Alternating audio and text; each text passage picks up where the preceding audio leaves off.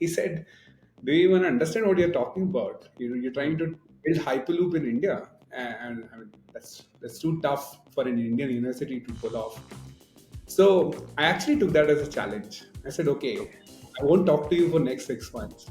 You let me build a team and come back." We're the only debutant team there, Hmm. and if I had to tell, our nut bolts and everything were, they were in a idli batter packet. Okay, I don't know if you know this. There's a lab called Center for Innovation.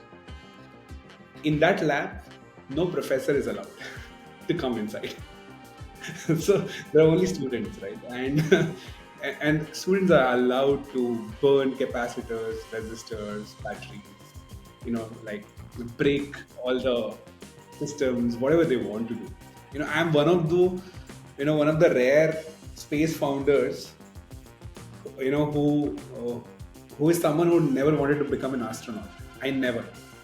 Building a team in a very certain way. For example, we have a bunch of advisors who are ex-ISRO, ex-DRDO, and we have a very fairly young team, who have maybe written a research paper on the technologies that we're building. So we take one advisor and we take one younger team, and we put them together to make things work. Suyash is an innovator, engineer, and entrepreneur building the world's first multi-sensor imaging satellite at GalaxEye. Backed by Google and incubated at Suyash's alma mater, IIT Madras, GalaxEye is all set to launch their first satellite next year. Join us as Suyash talks about meeting Elon Musk, being the only Asian finalist at Hyperloop, and GalaxEye's future. Suyash, welcome to the ajvc podcast. Thank you so much for having me here, Aviral and Mazin. So we'll start with a rapid fire. Mazen and I will alternate. The first one is, if you could be a professional in any other field unrelated to your current work, what would it be? Formula One driver, Okay. most yeah, that's what it is. And I think I have been following Formula One for 10 years, and then when I got into real core engineering, I left it because Hmm. I fall in love with the electric vehicles more than the petrol vehicles. But then Hmm. that was my first love all the Amazing. time. The Hyperloop somewhere is there in you too, still, Yeah, I guess. that's Nice. right. Pretty fun. And what's on your bucket list? Yeah, I think I was in Pune for like 3 to 4 years. I did a lot of road trips. Right now, been like 4 years odd that I've not gone to a very long road trip. So I Hmm. want to go on a drive for, let's say, 500 to 800 kilometers. I used to enjoy a rainy season in Pune a lot in those Hmm. days, but I've not done that for a while. I want to do that whenever I get a chance. Amazing. Still, you see the Hyperloop Formula One, they're all driving. It's good. But One question you would ask yourself if you were the host of this podcast. I mean, there's a lot, Which but one would you pick? We are being lazy with our questions. That's our way that's a of nice getting question. questions to ask. True, true. No, I think I'll probably ask, how,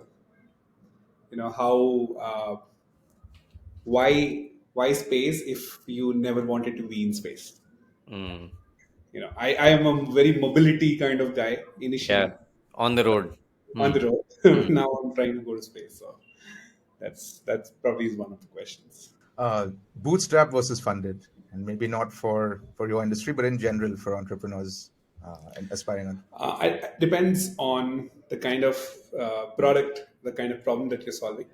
But if you talk about deep tech in general, I won't choose either. I would probably choose. I will probably choose where you get a grant for something to build a prototype, and then just go with the customer. So, I mean, as long as you can live without being funded, that's fine. How would you describe your company culture with three phrases? Um, Ambitious. Uh, Okay. I would say daring. You know, it's pretty much, and Mm, casual, like not super professional. Yeah. okay. Okay. And what's one truth that few people agree with you on? People agree or people don't agree? One truth that few people agree with you. So Oh, okay. everybody disagrees, or most people disagree. Yeah, I think you can still be an intellectual without reading a lot of books. Okay. You know, That's a good one. that's It's I have never heard that before, actually. And why do you say yeah. so? Like just peeling the onion. I think yeah. I mean, I think a lot of knowledge sharing that happens can also happen while you're networking. Hmm. Can also happen, listening to podcast. So books is pretty much, you know, one of the ways to do that, right? So it's not just the books. So like we've grown up listening to that phrase a lot, right? Read books, and of course I've been reading a lot of books, but I would say it is not just the only way Hmm. to get new ideas or get going, but it is certainly a very important tool. But it is not just the way. I think it has to be a mix of different things. Understand. Got it. Yeah. So like the physical world and interactions beyond that makes sense. I don't disagree actually. A lot of people think just being in books, you have so many books here, is a little ironical, but so many books is what we need to understand life. But I think, at least Yeah. for me, like why books are so useful is they help you get a very abstracted out perspective of somebody you don't know. Mhm. I think it's like having a conversation with someone you've never met and will never meet, and them distilling their perhaps life's learnings in some cases in a very short format. That's why it's good. I think it's very information dense in that way. Yeah. But awesome. Would love to learn more about your background and life before GalaxEye. Like you said, you worked as an analyst at TCS Mhm. under the Tata brand umbrella. Yeah. What did you learn about the culture? What are your takeaways? Have you tried to implement some of it in your own company? No, yeah, I think that was a very important phase of my career so far, or overall journey. I would say, in general, the life journey. I come from a very small town, and then moving to my first job, which was a typical IT job, which I started off with. But then there was a hunger within to kind of find an opportunity even wherever I was. Hmm. So I navigated myself from a typical IT project to a research lab inside the Tata umbrella itself. So I was pushing hard to get into the the project where people are working on some futuristic ideas or any technologies whatsoever. So I think I've also seen uh, the first 2 years of AI and machine learning, right? Like Okay. when I say first 2 years, 13 and 14, when it was just at a tipping point, when Google and Microsoft really launched some of the competitions where they gave hundreds of thousands of images for people to Right. train and stuff. So before that, a couple of years, I've actually seen the first artificial neural network which goes in an automobile, you know, not even anywhere else. So I mean, first of all, I was not satisfied as much as a daily routine of what it used to be, Right. but always tried to go into a niche project to try something more ambitious. And I navigated myself very clearly by frustrating my seniors, Mhm. frustrating my managers, and like breaking that routine for them, discussing hard things with them, and telling about their project that it's not the right project. You are also not leading a good life, something like that. So I used to do all of those things, and then finally got myself into a nice crowd, where we used to work on very ambitious tech and stuff. So for sure, I think I've seen the magnanimity of the larger Tata group. I've seen the culture of how leadership decides something and rolls over to the even to the bottom of the layer. Right. set apart the monotonicity of a bigger corporate, but the the way they it percolates from top to bottom is an amazing thing to watch. Right. Like, if a value in the organization, even if it is a policy change or anything, it's just so smooth from top to bottom. It may take some time, but it is very nicely implemented. I understand. So I think that level of organization working in very nice ways, and that is why I think they were clocking good quarter on quarter numbers for last 4 5 years, Correct. so on and so forth. So that is something that I really really loved about what they did, and I used to think, because that was my first job. I Hmm. used to think, okay, every company is like this Hmm. company, right? And nothing is like something else. And when I started our own company, like it was in a small room Right. instead of a nice lavish office, which was had I think Pune has like big Massive. offices. Correct. Correct. So yeah, that was a pretty much big change, but I learned a lot. I still have very good relationship with my mentors there, Amazing. my leads. We still communicate, we chat all the time. What can we do together, or even in general life advices. So pretty good experience there. But in a way or other, I was not able to catch on some of the basic things that will lead me to a good life. Hmm. For example, I was generally very ambitious, and I got to understand at that point that the fundamentals of deep learning or AI or big data or whatever, the mathematical foundation was something that was missing for me, Hmm. which I didn't knew. Right. So then I chose to do my masters. Okay. After that. Okay. I understand. I mean, I was doing well, I was in a right project to do things well. But I found that, maybe taking a leap of growth from here cannot happen Hmm. just on the same level of skill sets. Understand. And you know, this is a good segue into your startup, but it's going back a little bit in time. You Mhm. founded the Hyperloop team in college, and you went on to meet Elon at the finals at SpaceX. Mhm. Um, what was your experience like? And what did you learn from that competition that you could translate into starting a deep tech company? What I learned at with my experiences at Tata uh, was one thing, right? But what Hyperloop gave me was completely different, right? Like Hmm. I think they were poles apart. Founding Hyperloop is actually the turning point in my journey so far, right? Because, as you rightly said, the entire deep tech flavor only came because of Hyperloop.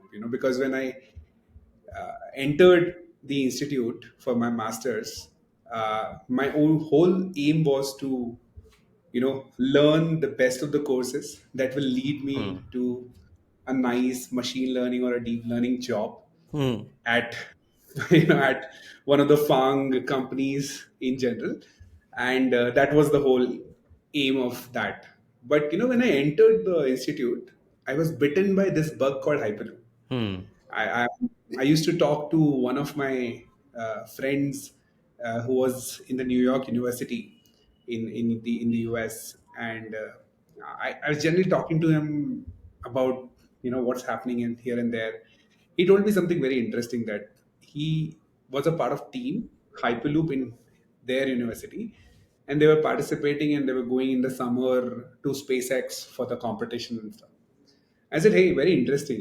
Do you know any other Indian team Hmm. who does that?" So he said, "No, yeah, there's one more, but they've not been very super successful in doing things." So I said, "Okay, let me try this out." And he literally challenged me. You're trying Hmm. to build Hyperloop in India, and I mean, that's too tough for an Indian university to pull off. So I actually took that as a challenge. I said, okay, I won't talk to you for next 6 months. Let me build a team and come back. So, I mean, whatever I said was easy. After that, everything was super tough. Because I came from an automotive background. India is one of the biggest automobile, supply chain. Uh, as a country, we have been doing really nice there. Right. Even if you go to a company and ask for a sponsorship to fund Hyperloop, they'll say, first of all, what is Hyperloop in those days, at least Right. in 2017? And then, how does it relate to our marketing goals? How does it relate to whatever? So funding was not at all there. And Right. the kind of funding that you needed for Hyperloop was 10 times than a general tech team in an institute, either a formula team or any other team whatsoever. So yeah, it was a kind of challenge, not just from a funding perspective, but 70% of our component has to come from abroad, Hmm.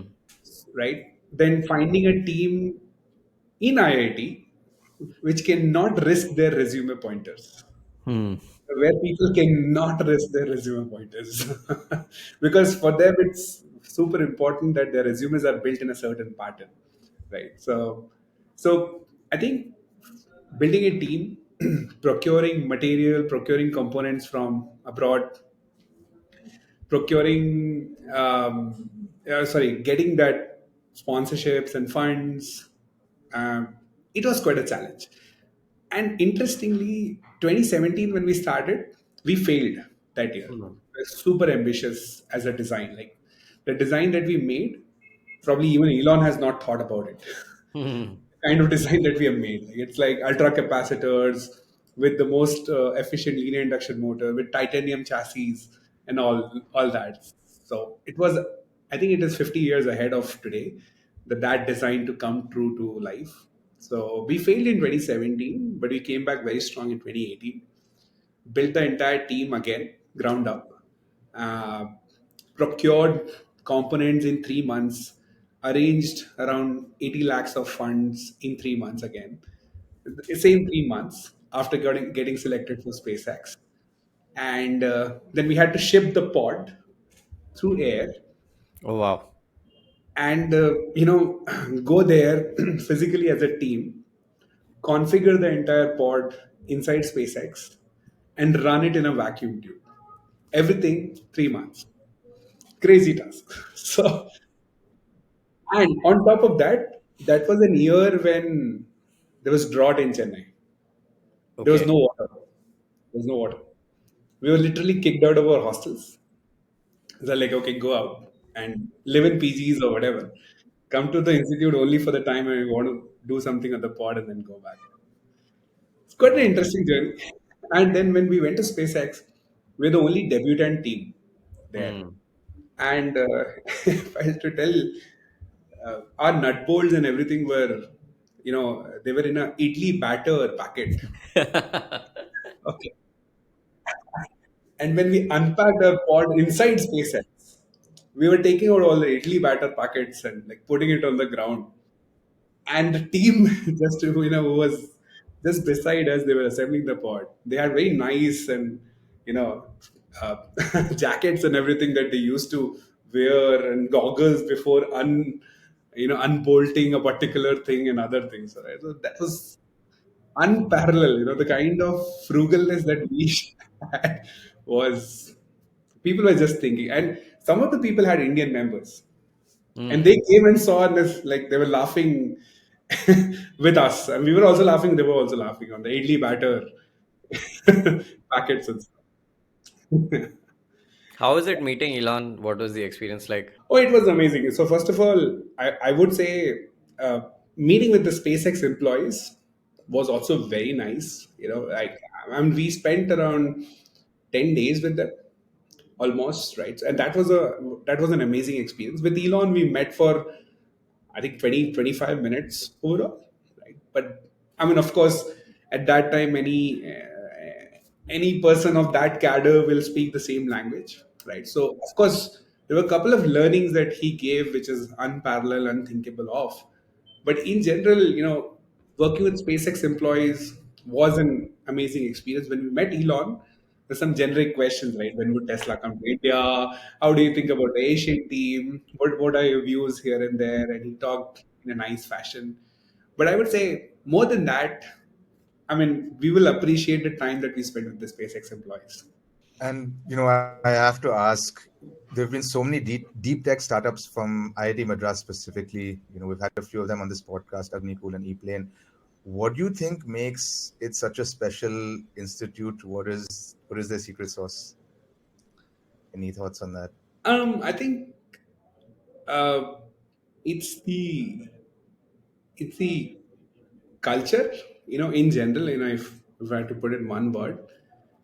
But there are things, which are very unique about that campus, right? For example, people are more driven by hands-on projects, generally, so they like to do things. They like to do destructive things as well, not just constructive things, right? So we used to. I mean, there's a lab. I don't know if you know this. But there's a lab called Center for Innovation. In that lab, no professor is allowed to come inside.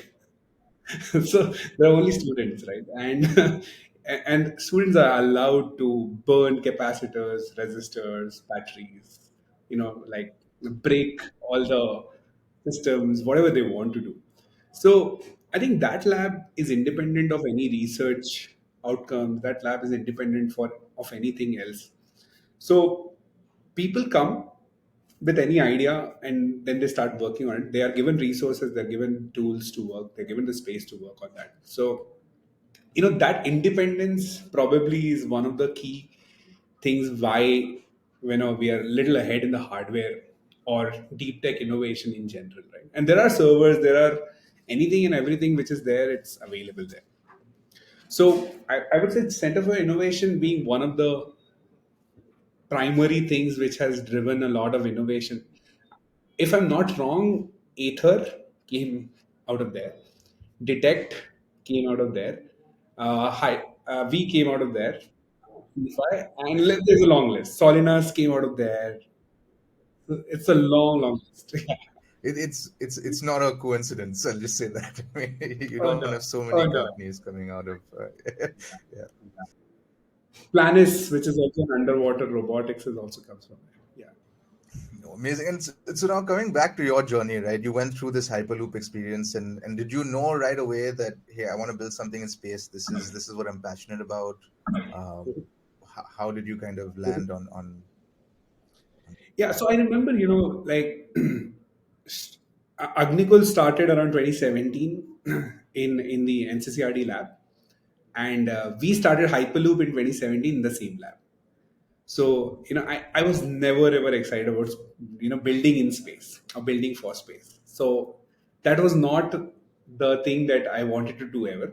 I'm one of the rare space founders who is someone who never wanted to become an astronaut. I never wanted to. So this happened to me. This is not something that I wanted to be in space or something like that. One of my co-founders want to be, but I never wanted to. So in 2019, when we graduated, right? We all kind of went apart. We went to our own corporates to work. One of my co-founders went to a very large corporate's chairman's office. I went to another in that way. And while then the COVID struck in 2020, early 2020, and I think while working there, slowly and gradually, I was given a problem statement to work on, right? And that was more towards computer vision and that side only. So I was given a problem statement to, analyze forest fires in California.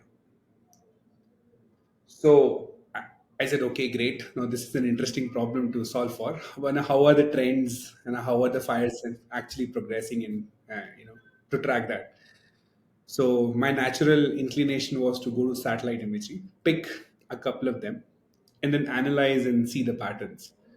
So I procured a bunch of satellite imageries through some open sourced methods and also through some proprietary, channels. And what I found was it was all smoky in the areas where it was burning, right? And there was also clouds, so okay, I applied any computer vision model Yeah, it just told me that okay, there is cloud, there is smoke, but it never told me what is the status right now or how the patterns are emerging. So then I thought, okay, there has to be an alternate solution for this. So went on to figure out another solution, which was radars. Essentially, it's called synthetic aperture radar imagery. Now, synthetic aperture radar imagery is something which is like X-ray image, that penetrates the human body, like X-rays penetrate the human body and tells you, where is the bone fracture. Similarly, synthetic aperture radars penetrate clouds and smokes and give you an image beyond that. So that was an interesting. But the way X-rays can only be read by doctors, synthetic aperture can only be read by PhDs in satellite imagery and whatnot, right? In the geosciences. So on one hand, I had an amazing imagery, which is the optical satellite imagery, which I can read, apply vision models on top of it, but it was not available because of clouds and fires. On the other hand, I had synthetic aperture radar, which was available, right, but not understandable. So I thought, okay, let me merge these two together and see what's happening. We merged it, and the patterns emerged out very nicely, and we applied some data fusion models on top of it and said, okay, this is interesting.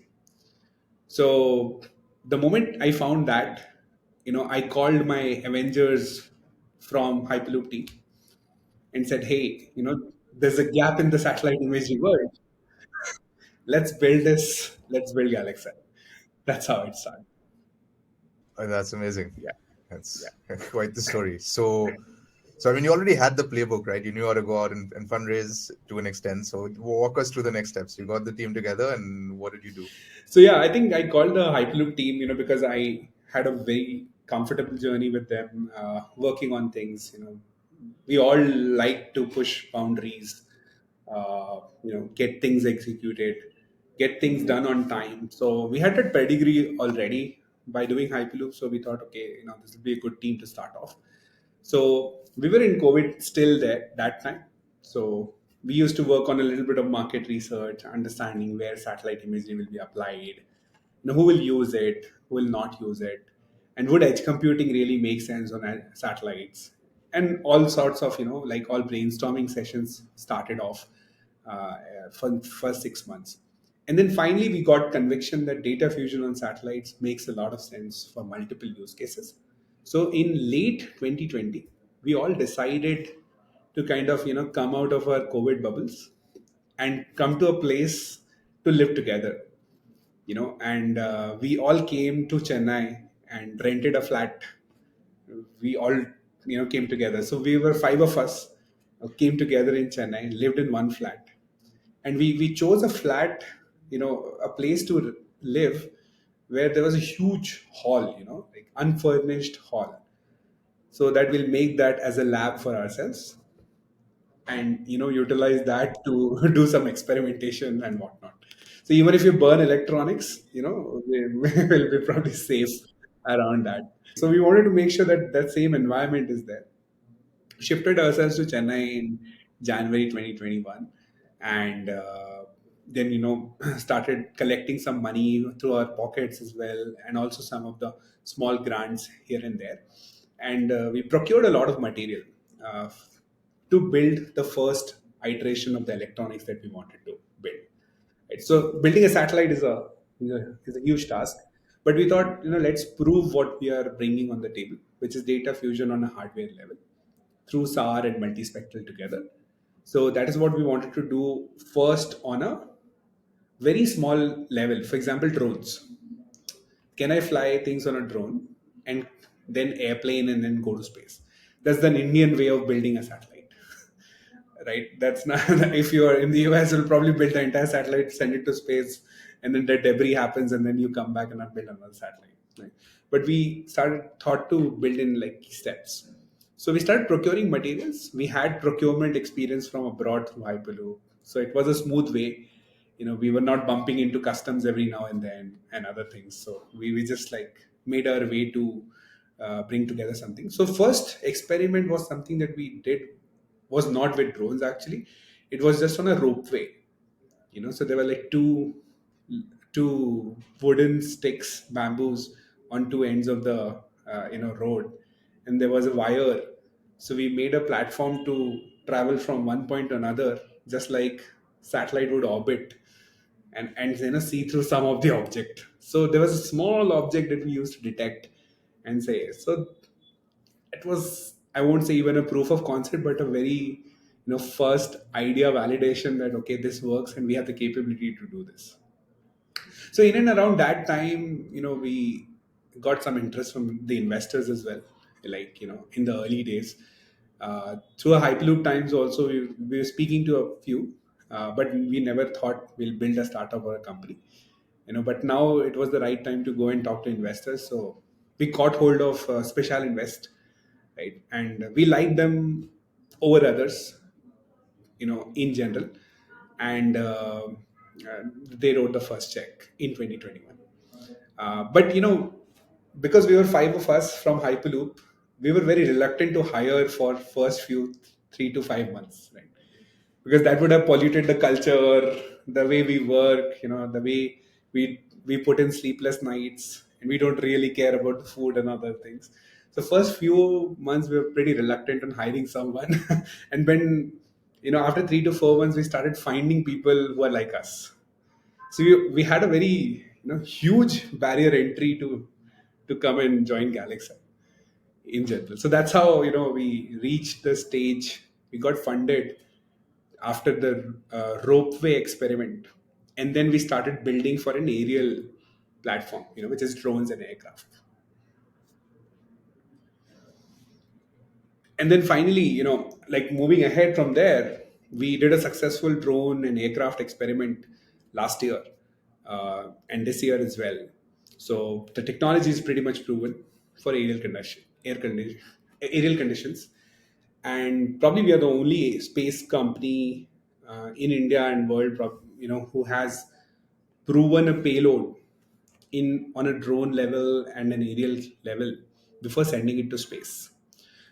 Gives us a lot of validation in terms of technology, as well as reaching out to customers, because as a deep tech company, it's so difficult to sell them before you really have a product in place. But this gives us a headroom to show them, at least at some level, that this is going to be an outcome in future. You were talking about drones, Yeah. and getting that tech working with you guys. Mhm. You've partnered with Ideaforge recently, which is a listed company. We've written about it as well. Yeah. What's the synergy with such a collaboration? How does it work? How does it help?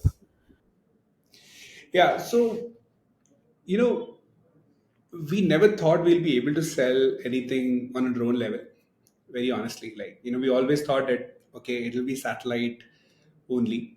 But when we demonstrated on a drone, I used to talk to Ideaforge team for long, and they're great, great friends. And of course, they've built one of the greatest companies. So a lot of mentorship pipeline, which is always there.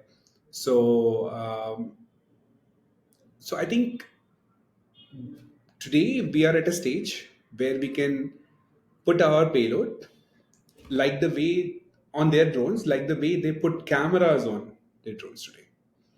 So you can remove the camera, you can put the payload that we are building, and you can do imaging from them. Right. One of the key use cases is it is very difficult to do nighttime imaging and nighttime surveillance for security.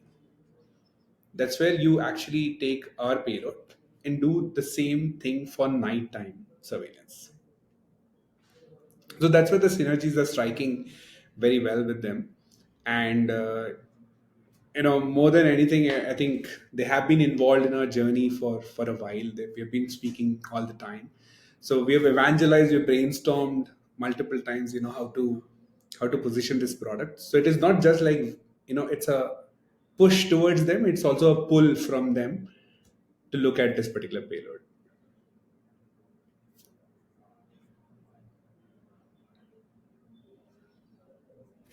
And so you were talking about selling to different kinds of companies. How difficult is it to sell to regulators, insurance firms, on a product like this, which is pretty novel? What is the pitch? How do you tailor it?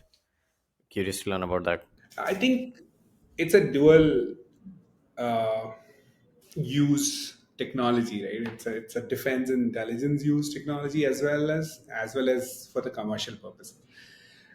Generally, Right, we've seen commercial selling is actually, uh, in terms of pitching the product, commercial selling is little more difficult than the defense selling because right, they understand the product a little more than the commercial players in general. Um, Pitching to the insurance people is way tougher because they have been used some products for a while. They've been they've made policies. They've written policies according to what they've learned or according to what they've thought earlier in the journeys. Changing that right, according to a new technologies or for a new technology can be tremendously difficult for them also. So they're one of the correct, slowest movers in the commercial space, I would say. And they probably will be like that for next 10, 15, 20 years. But with the advent which is happening in the insurtech now, slowly and gradually, I think we are rightly positioned at this point of time to talk to them so that when the technology is ready, in the next 3 to 4 years, you really, go and implement those solutions with them. So all the more, I guess, understand.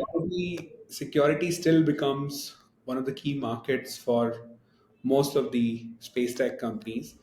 At the same time, commercial is just opening up, and it's opening up faster than ever.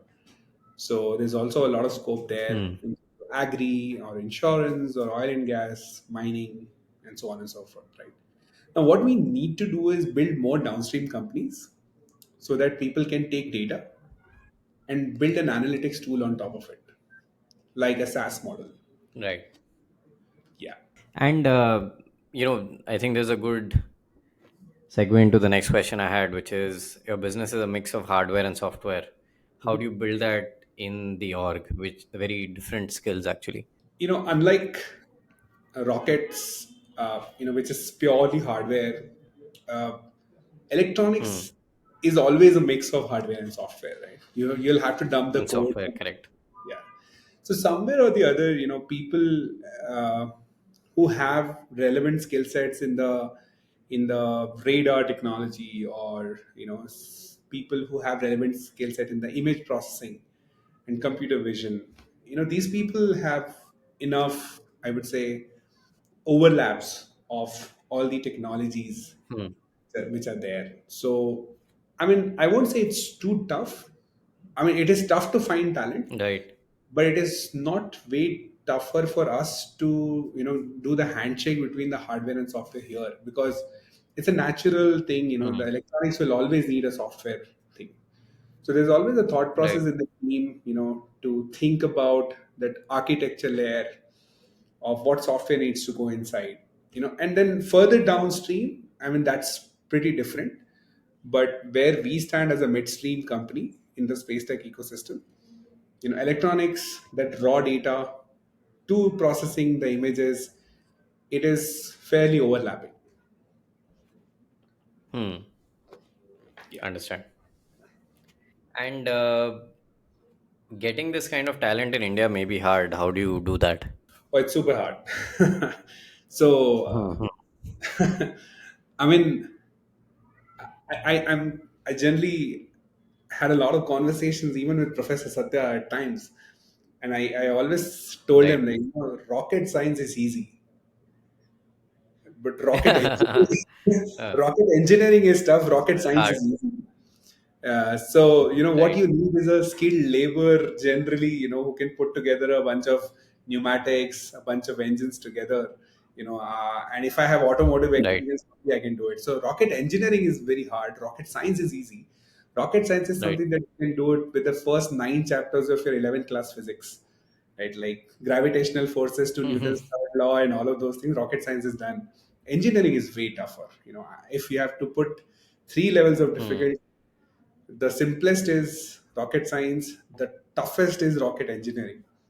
But satellite Right. science and satellite engineering are are equally tough. It's moderately tough. So Hmm. satellite science and Right. rocket science is very different, right? So Right. so satellite sciences are actually driven by the very advanced mathematical models and stuff. So that foundation Right. of advanced mathematical tools is difficult to be found in India, right? Uh, we find data scientists, we find product managers who tend to think that they know what we are asking for, but it is not. So that was just to tell you how difficult is the terrain to be That in. makes sense. That You know, makes sense. That makes sense. how we solve this problem is by making a team which is building a team in a very certain way. For example, we have a bunch of advisors who are ex ISRO, ex DRDO, and who have been in very nice places in the corporates and even in the US like Google and stuff. And we have a very fairly young team, who have maybe written a research paper on the technologies that we're building, or maybe they have some connect with that particular problem statement. So we take one advisor and we take one team, younger team, and we put them together to make things work. Understand. And so you have, your first satellite launch upcoming. What are your priorities now as a founder? What's the focus and what's the next big step for you guys? Yeah, so I think uh, we are, from a design standpoint, we are a little ahead in the journey in building the satellite. Manufacturing, assembly, and testing will start to happen very soon. Uh, Manufacturing is underway, but the other things will also happen in the coming year. Fingers crossed, the launch should not delay, but may get delayed by a uh, you know couple of months or 3 months as well, depending upon these situations. But in general, we are pretty much on track right now. As a priority, I think we have a very competent team to drive the satellite uh, manufacturing and assembly. I will still be focusing more on the customer side. I'll keep, I mean, that is what is on our minds. We want to really make people aware about the technology. We want to make people, use this product, and we have to find those areas, where probably we have not done the business development even today, right? Because we don't spend a lot of money in marketing. For us, it's not customer acquisition cost. For us, it's not like the conversion rates, right? For us, it's a very different way to run the business. So we want to build those playbooks from here on, so that whenever the satellite goes up, we are in business. Understand. No, awesome. And just before we close, what's your sense of the Indian space tech ecosystem over the next decade? How do you think things will play out? Any insights from being an insider? No, I think it's pretty positive. Uh, there's a lot of scope for maybe another 50 to 100 odd companies to start off and do well, or even the newer companies who have just come, relatively newer companies who have just started, also grow to a certain extent. The Right. largest scope that I feel is on the downstream, where there are probably n number of use cases, and we'll have to build a SaaS product on top of it. Utilizing the capabilities of satellites that go up, utilizing the capabilities of ground stations that are going to set up, and making that little more closer, going closer to the customers, Hmm. who are going to use this. So downstream capability or downstream problem statements, products, is something that I anticipate is going to be more and more. We'll see more of them than the upstream, right? Upstream, definitely Understand. uh, there'll be few more areas where we still have to innovate, like optical communication. We are not yet there. We will still innovate on maybe space situational awareness, or something like that, right? Remote sensing also, will keep innovating, but I think it's more important for us to build more downstream companies who can utilize the data and solve for a particular use case, maybe let's say in oil and gas or linear assets monitoring, such as transmission lines and whatnot. So that's one trend. And secondly, I see a lot of talent, you know, getting built up. Maybe, Hmm. the space startups which are already there, a lot Right. of people will leave, maybe start their own companies, because then they will have a playbook to, you know, how to run and how to start and how to build a team around space tech. They will know that already. Right. Understand. Yeah. So one is downstream as a trend. I see a very, very positive trend there. And second, there will be no dearth of talent for sure. Understand. Yeah. And just to close out why we call this Founders Unfiltered, what's one piece of unfiltered feedback that someone has given you that really impacted you professionally or personally? Like that one big piece of advice that you may have got. I think this was a chat with Mr. Elon Musk, back in Yep. 2019. I still feel it was a mainstream setup to talk to him. I would Hmm. probably meet him personally sometime and discuss more when I get the opportunity. But still, one of the things that he talked was still here. He said, like, we were talking about our team's progress. We talked about how we built this team, how we are here at SpaceX and whatnot. Right. And one of the key questions that I asked him, like, how do you continue your projects, or how do you really build such, key innovations, and how do you execute them to really make it happen? Bringing rockets Right. down, building a Tesla and whatnot. And that time he was also building something called the Boring Company, right? Right. So these things were simply amazing. So he told me that, what we should do is build things, uh, simulate things for a threshold of the time, for a delta time. Hmm. If it is not happening, stop. Then and there, Hmm. stop. Don't keep building it. and, Hmm. and he did a very nice example of a mathematical equation. He said, if you take if you take if you plot e power minus x on a graph, Right. Right. right? After, when you're closer to the x-axis, you never come to zero, right? Yep. You come to zero at infinity, right? But you come Right. closer to zero very fast. So Right. do that. Once you're closer to zero, then you're done. Don't Right. perfect it or don't over perfect it whenever you want it. I think that was one of the most, you know greatest advice I would say I've gotten so far. That, like, don't go after an asymptotic validation of what you're doing. If you're closer to Understand. something, just take the risk and go ahead. Don't keep, Waiting. don't ask for validation all the time in life. Yeah. Makes sense. Awesome, Suyash. Thank you so much for the chat. Really enjoyed it. Hope our listeners do as well. Absolutely, Aviral. Thank you so much.